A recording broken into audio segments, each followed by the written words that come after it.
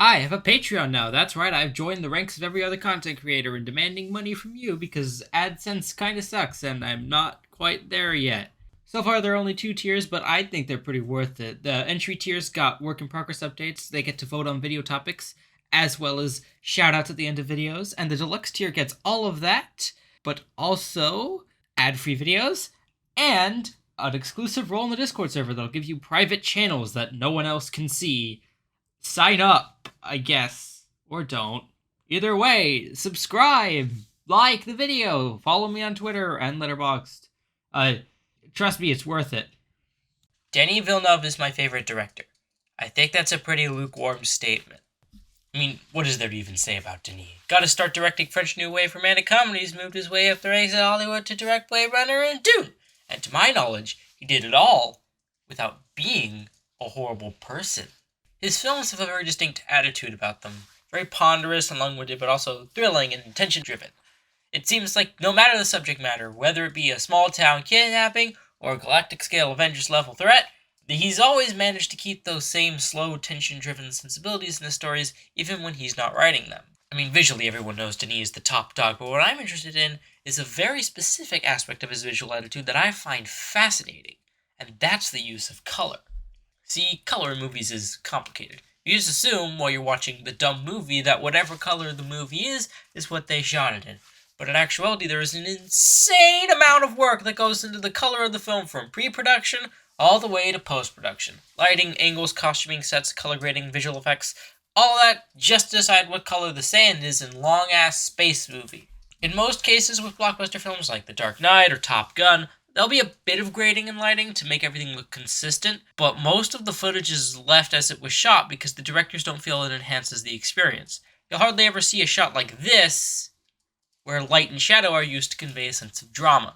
They don't need it. What's interesting about Villeneuve, though, is that he doesn't just actively use color. No, he full-on embraces it. What he'll normally do in his movies is choose one or two colors and have them act as the extremely dominant color for the whole scene, like the iconic Las Vegas sequence from Blade Runner 2049 being entirely orange.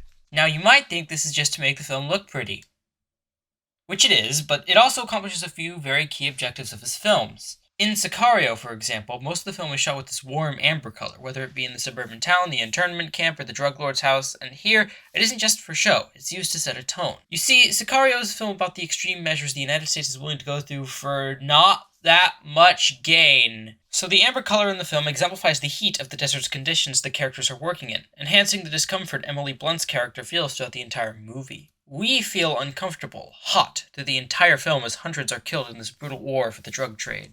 But that isn't the only reason why Villeneuve's films are shot this way. There's also a practical component, with, the visual effects and stuff. See, one of the biggest problems with visual effects is that the technical capabilities of computers and software like Unreal Engine, it's very easy to make visual effects like characters, environments, explosions, and water look good. The problem is sometimes directors and cinematographers go so far with their art direction it can strain the visual effects and make them stand out. Like, for instance, in Thor: Love and Thunder, a movie that, despite being directed by Taika Waititi, it looked bad. It's not just that there are more than a handful of scenes that are straight up unfinished, it's also that the environments and sets are so out there and so colorful that the visual effects strain to fit it in and stand out. In other words, they aren't integrated into the film very well. In contrast, during the scene where Christian Bale captures the annoying characters and makes them shut up, aka the one good scene in the movie, the monochrome nature of everything makes the visual effects feel more at home within the environment. Thus, it is the scene that is what the whole movie should have been like. More of this. Less of this oversaturated bullshit, Marvel. Anyway, I think you can all see where this is going. Villeneuve loves to create sequences that allow the VFX to complement his color choices.